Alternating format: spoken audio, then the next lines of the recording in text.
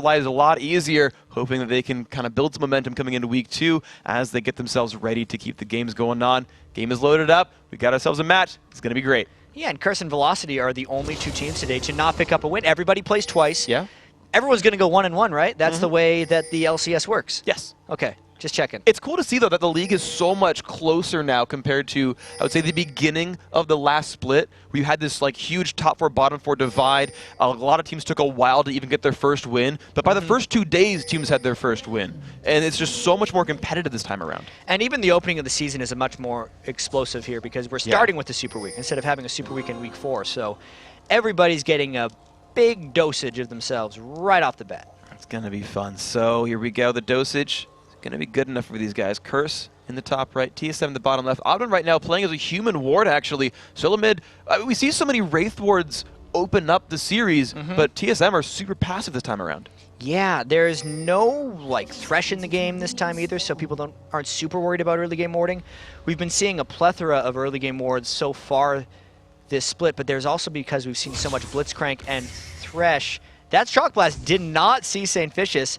Is he going to get us something? They're a little bit surrounded. The Rune Prison goes off on a Reginald. Has to flash away from that one. He will survive this, but a lot of damage put off in TSM. Reggie's got a recall right now. Jackie the same. He's hurt too.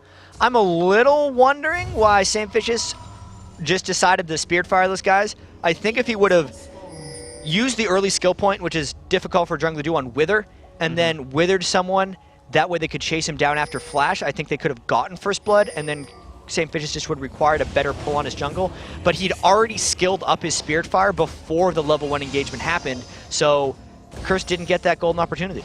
Instead, though, he's just going to pick up some gold from these Wolves here. Of course, Edward's spending a lot of time here taking up some of the damage and making sure that he gets that decent pull that he's looking for. The odd one in a very similar situation. He's going to start up on blue, so some early antics definitely in this game, but we've kind of got ourselves back to a safe start in this battle. Odd one and Saint both grabbing their blue buffs without too much trouble. Yeah, and it does look like we have a couple of lane swaps, obviously. Cop and Edward are mid against Reginald. This is a common theme for Reginald. He often gets 2 people against him in the mid lane, and he's actually become very adept at dealing with it. Even in the first game when he had his flash burn early on in the match, he still came back strong. Well, meanwhile, though, speaking of 2v1s, Jackie's having a bit of a harsh time with that one, as Xpecial and Wild Turtle have put some pain on him, dropping him down below half health. That said, he does have teleport. Yeah, and that's the nature of a 1v2 rise at the very start of the game.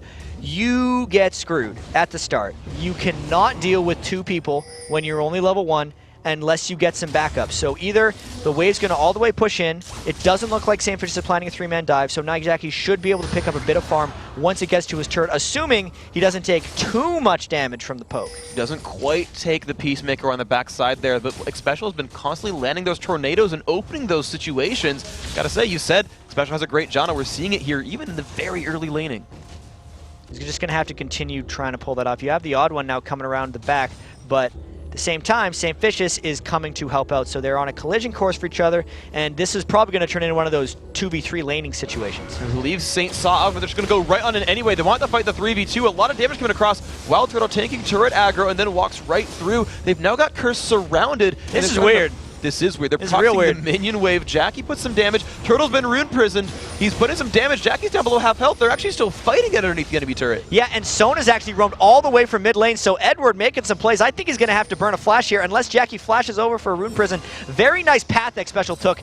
Barely saving his life. Can they aggro the dragon to deal damage in time? No, Xpecial will simply flash away. He does survive that, but all that turret dive happened was really just burned summoners away from TSM.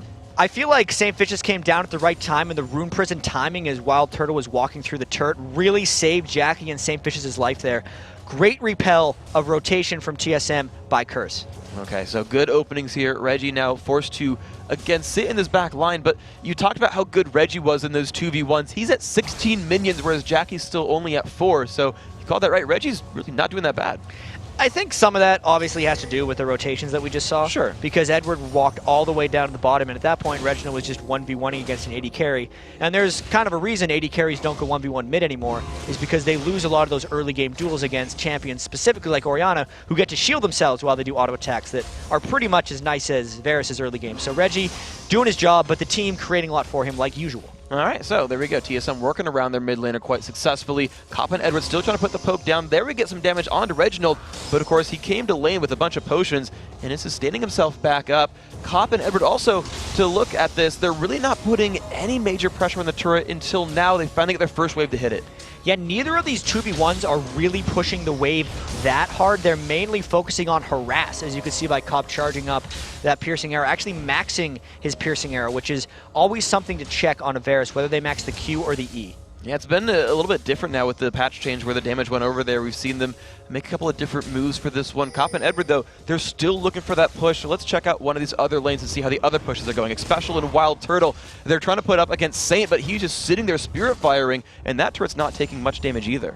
Nasus is a very good jungle pick against a team that you think is going to be shoving a lot. That's why when Velocity played their jungle Ezreal push comp earlier on in the day, they banned Nasus, and that's why St. Vicious has been able to keep this turret so healthy. That one Spirit Fire he put previously really more than halved the amount of time that minions were sitting at that turret and saved a huge amount of damage down there. So by comparison, Odd One is trying to hold this turret in the mid lane, but doesn't have Spirit Fire yeah, on it's Zach. not the same. Not really. Not really. The Voyboy, though, he's level 6. He's just hit his ultimate, and you can see how well he's zoning out Dyrus from this. I gotta say, Dyrus is doing a great job farming, though. If we've seen one thing from Kennen this week, it's how well Kennen can dominate the laning phase. Even one of our first matches of the entire week, it was actually Voyboy on Jace getting killed by a Kennen. It was Psycho Sid, and he just... Or no, maybe he was Elise, but he got killed by a Kennen. And Voyboy knows how powerful it is, so Dyrus doing a great job since he's pretty much even in farm. So beautiful stuff there. Dyrus has hit level 6, which means a bit less on Jace, to be fair. But he's got a rank in W, maxing out the Q as one does normally. The mid lane, though, he puts the shockwave up on Cop. Cop forced to flash backwards. Edward power cording back. The mid turret's taking a bunch of damage, but they've stopped the push. Yeah, and the bottom lane has had a lot of harassment go down, too. Just look at how low Wild Turtle and St. Vicious are, but the mana is burned out by St. Vicious. So even though Turtle and X Special are super, super low, they have more threat right now, and they may get some freedom on this turret as they shove up that lane as quickly as possible. The headshots being used, the auto attacks coming by as well. Interestingly, he's actually not Piltover Peacemakering the lane. He's low enough on mana. He's trying to save that for other abilities. Gets a shield as Rise goes for the damage, and there's the push on the turret. Oh, there's that sneaky TP too. So Jackie made it back with full mana. Now I feel like he's too much threat for X Special and Wild Turtle to deal with. One of the things with doing a teleport Rise in a lane is you're actually opting yourself into a 1v2. Because the way 1v1 top lane Rise actually survives is because his trades are so powerful that people don't want to walk into range to harass you, but they're only threatening enough if you actually bring a combat summoner on Rise. So early on in the game, if you see a pro going like Teleport Rise or Ignite Rise, it'll generally tell you whether or not that team wants to 1v1 or 1v2 that side lane. And a great adaptation by Jackie. He's been holding that lane so well. The turret, half health, which is really not bad considering the mid lane turret for TSM is like practically dead at this point. So I gotta lend a hand. Curse making a lot of good early game choices. They are hanging in there. Okay. TSM was dominating Vulcan in the early game as well, but the gold is just completely even. Curse has adapted to what TSM's been doing, but we haven't talked about like why the game would still be close. Okay. Yeah. Okay, so Curse right now, St. Vicious, he's going to actually walk right into the Odd One. Level 6 on each of them. Spirit Fire comes down, a little bit of pain on Odd One. Of course, he's sustained up pretty well with Bloblets. I'm waiting to see when that mid turret's finally going to go down because it has like 12 health and Curse aren't... They're trying to push forward. There we go. They pulled Saint over there. Maybe that'll be enough for them. Yeah, this is most likely enough. Reginald's ultimate is actually going to be back up in 5. And Oddwin is level 6 as well, so they might try a 2v3 ballistic combo. Here we go. He's going to dive on in, Saint taking some pain, but the ult's going to go back onto the Oddwin. He's been forced to really run away from this one. Shockwave comes across, and Oddwin has been forced down in a Bloblets. Now, can they stop him from going down? A lot of damage coming across. Varus and Edward trying to do the damage over the wall. He does get first blood just in time. Cop picks up the 400 gold on top of the turret. TSM needed to be able to engage that before their turret died if they wanted to take off. Also, I'm surprised, Reginald, that Oddwin didn't actually try to pull off the combo. Odd One was dead before Reginald used his ultimate, and even though he was able to flash over the wall, Curse had enough savvy to shoot over top, pick up that first blood. Great move right here. Now Wild Turtle, getting hit hard by Jack. He was actually donated the blue buff not long ago, so Rise, he teleported, got the mana pool, got the tier, now he's just huge. And I was kind of expecting Curse to go for the dragon after that one, but Voyboy plus Dyrus battling it out top. Voyboy can't get the stun. Ooh, he does just from the last tick of the ultimate, but Dyrus wants to turn back with the Ignite, puts the acceleration gate back down, jumps in, goes man mode, one more attack to go. He just barely wins the fight. Now is the Ignite enough? It is not. Dyrus wins the 1v1. Just ticking off those auto attacks. He didn't even have a health potion running, didn't need it. Come on now, Dyrus, you know better than that. So 1v1's Voyboy. Really good stuff. I remember the All-Star voting between these guys was like a percentage away between Dyrus and Voyboy. And Dyrus coming on top that time. Absolutely amazing job right there. And the thing is, in the interview, he said he felt like he was the weakest top laner in the North American LCS right now. I think he's proven himself wrong right there. That was a really, really good set of moves by him. Yeah, that's non-confident Dyrus talking. He knows he's definitely in the top tier of North American top laners. He's competing on the world stage. A lot of the top laners were incredibly impressed with Dyrus' play when they played against him, saying they got to treat him like an equal in a lot of these times because Dyrus can definitely hold his own. But Dragon time. And TSM definitely with a bit of a lead there. Dyrus has come down to join his team in the Dragon Pit, and it's going to be a bit of a fight here. The rest are milling in. Dragon getting lower and lower. Blue team picks up Dragon. Good smite by the Oven. Now Jackie getting caught. Has to flash away. Crescendo hits Dyrus. Can they go back in? Wither coming across. Still damage. And the shotgun coming up on Rise 2. They pick up Jackie, and now TSM looks for some more fights. Cop losing health right now. Wild Turtle participating in this fight. Has no ulti available. Oven jumps over the wall but can't quite get in range. Gets the Q slow. This could just be enough. The Zephyr, the barrier still used. He's not quite going down. The piercing arrow comes by, but Wild Turtle picks up the kill. At the same time, Dyrus dove the turret and got Edward. And there's still Curse people on the run. Saint and Voyboy have yet to be able to enter this fight. I think they want to run or just chase down Dyrus. The rest of TSM did not expect to see them there. Oh my god, the burst, and they take down the 3-0 Dyrus, but that's not going to be enough to save the bottom turret. And Voy actually has ultimate in 3 seconds if he wanted to keep going, and even if it was 4v1. Voy's not that crazy, but all right, that was a very big play for TSM. Not only did they get the Dragon, they got multiple kills. The only problem is that they got the shutdown bonus given away by Dyrus. Still a fantastic set of plays for them, taking advantage of this early game. So that's given them an 1,800 gold lead then. Early game lead quite nice for these guys. Jackie just trying to farm and get there on the rise. He's picked up those raids right there. He's farming himself back up. So with gold in mind, let's take a look at how these item builds start to differentiate. We've got the BF sword open for Wild Turtle, going for Eye or Bloodthirster, but Cop wants to get the early Blade of the Ruin King. And Cop has been out farming Wild Turtle as well, which is something we can't forget, especially since Wild Turtle was pretty much just solely against the Jackie and St. Vicious play. The only kind of difference in the lanes was that failed early game tower dive that Wild Turtle pulled off, which probably slowed him down a bit. I like Cop's last hitting potential thus far, and if he gets to the Blade of the Ruin King, it'll be a nice thing to try to peel off the odd one, but I think the late game potential of Wild Turtle's build will be greater. So let's see if TSM can get there. Of course, they're already winning the early game, so this might not be very difficult in the end for things. Right now, we look at Reginald dueling up against Cop. Now, last time they were 1v1, Reggie held up just fine. Oddmans are looking for a move here on St. Vicious. He's got the slow. They've got him following up as well.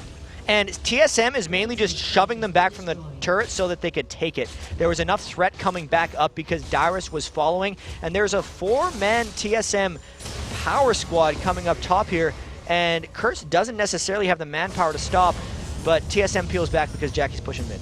That's a lot of aggression coming out of this Rise right here. Sweeps out the wave, and no one is there just yet to turn that one back. So a little bit of farm going towards the Curse side. Voyboy has held the top lane successfully.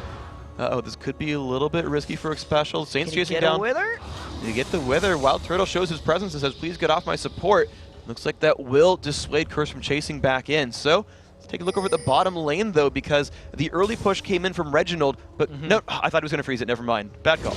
Yeah, well, he had the cannon wave arrive, and generally the lanes tend to get a little bit unfrozen when the cannon wave arrives because it's just so desynced.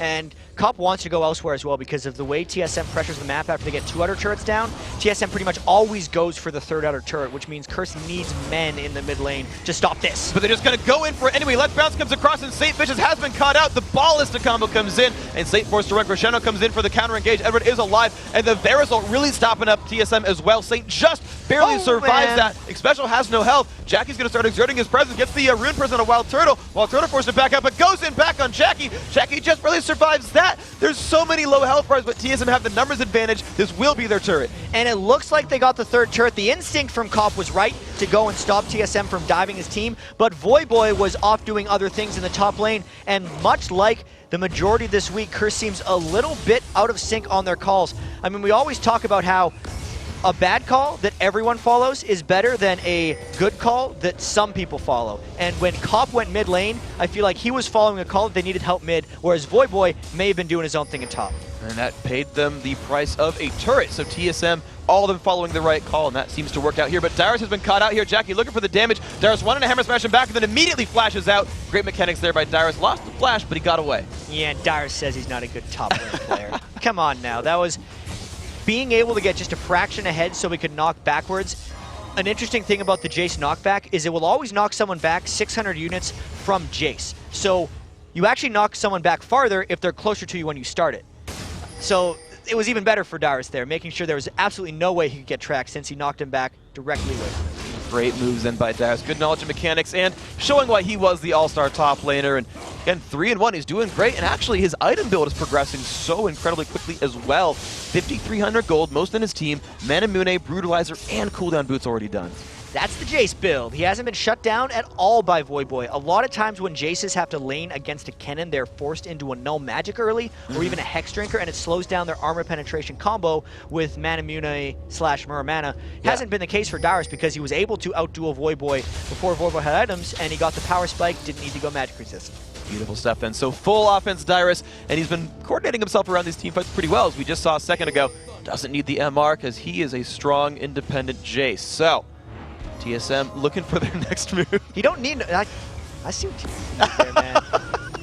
You don't need no MR. All right, St. Vicious, though, on minion sweeping duty. TSM looking for their next move around the map. They're in the lead by 4,000 gold. They got 20 seconds left on Dragon. I feel like they want to keep snowballing the advantage, though. I think they do. TSM loves to win, and they love to win fast, specifically when they have the Orianna plus Zac combo. One time they pull it off great. The other time it cost the odd one his life, but the Dragon fight may very well create a bunch of team fights. The one thing that Curse has now is a level 11 Voyboy. Kennen is awesomely strong at this point in the game.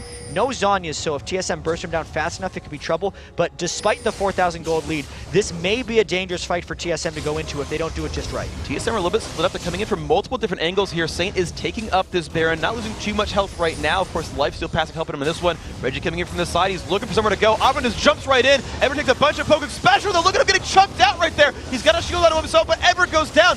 With the crescendo, Voyboy jumping in, but takes too much pain as well. A really good opening fight for TSM. St. Vicious in a bad place. Arvin just leaps in there and finds top, and Shockwave comes in. 4-0 for TSM. Kapow! You could see the way TSM fought there was not allowing Curse to get their AoE off. It was a double-pronged attack. They came in from 2 to 3 angles. The odd one jumped in the middle. There was X Special off on the side. Voyboy had no direction to go in. St. Vicious' ultimate could never get into a team. TSM just flanked everyone on Curse and completely just discombobulated them, getting the 4-0. Absolutely beautiful coordination by them, and as a payment for that, they got that secondary turret, and now say, Dragon, yes please, give us more global gold. 7,500 gold now puts TSM ahead. I think things just got out of hand, because a second ago this was manageable. Yeah. There was a Dragon fight that if Curse won, they're like, all right guys, we're going to be back into the game. But at this point, you need more than that, because a 7,000 gold lead at 18 minutes is... We've had a lot of comebacks this week. Yeah. I don't think we've seen a comeback from a lead this big. So let's see then if they manage to pull a miracle and kind of break the chain that's been going on so far in the games. Curse, if they do pull a comeback, you said it takes more than just one miracle team fight. What can they do to pull themselves back in? So they need to find a way to not kind of get flanked around, which is incredibly difficult against what TSM is doing now. Voyboy in particular needs to be able to catch multiple people in his ult, and then maybe they need to catch TSM in some odd turret dives. The farming has actually been adequate for Curse. Their items are building up a little bit, but they're just getting out-positioned. So if Curse can position better and also fight, honestly, 5v4s or 5v3s is what they're going to need to do for a little while. Maybe even steal a Baron. They need a lot of things to happen. A lot of things they do need indeed. Right now, though, it's the top lane push, hoping to put some gold back into their pockets. Boy's going to tank up the turret damage because, look, they really just need the gold. And Saint and Jack are going to make that happen. However, in the mid lane, TSM just want to fire that back, trading equal things and pushing farther and farther into the Curse base. And this is going to force... Oh my gosh, Dyrus just stopped the recall from Edward. They're going to keep pushing in, and they're not outnumbered yet. Yeah, and Dyrus just really giving them the freedom to be able to take this next turret. There's not enough people on Curse back. If Voyboy wants to go in, this could be like a 4v4 that Curse gets, but with the poke that Voyboy took going in there, it's a real dangerous 4v4. They actually still have Cop waiting around on the bottom lane to push down this turret. It will go down to this next wave, but they're down to the inhibitor here. And the Ignite goes down onto Jackie, pushing him out of the fight as well. Odd1 just spamming away on that inhibitor. I feel like it's down. Cobb not back at the base yet. Turret for inhibitor, not really a good trade. A bit of a risk overall. 8-2 in kills, 6-3 in turrets. All these numbers are bigger for that blue side TSM. And you said they like to end games early, 20 minutes in, and the inhibitor is already down. Yeah, that's a good way of tracking a team's progression. You look at the number. Is it bigger than the number on the other side? Yeah. Is it deaths? And if the answer to the deaths question is no, then they're winning. So I think that's true for everything that TSM is happening right now, in all accounts. So Dyrus is going to have to go back down to the bottom lane. Cobb had pushed it out, but he's like, a secondary turret, not the worst thing in the world. Of course, no dragon available. Minion's going to start flooding into the mid lane, though. This is so difficult. He said it would take a bit of a miracle for Curse, and they've still not quite found what that is. They thought maybe a split push, maybe taking some turrets down and trading them out to get the global gold back a little bit closer to equal, but so far that's really not happened for these guys. Yeah, and I wonder if Curse has kind of resigned themselves out of this week at this point. They've had so many close losses.